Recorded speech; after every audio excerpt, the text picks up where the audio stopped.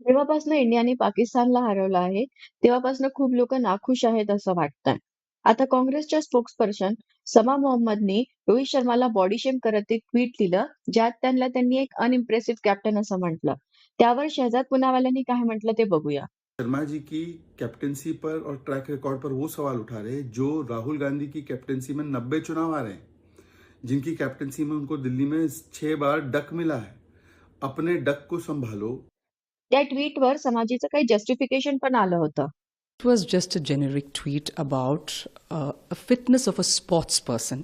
It is not body shaming. It's about the fitness of a sports person. I always believe a sports person has to be fit.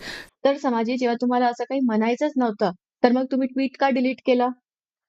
आणि जर तुम्हाला माहिती नसेल, तर तुम्ही आपला थोडा डेटा अपडेट करा, की जे मुंबई इंडियन्सनी 5 आय-पी-एल ट्रॉफीज जिंकल्या आहेत ना, ते रोहित शर्माच्या कॅप्टन्सीमध्येच जिंकल्या आहेत.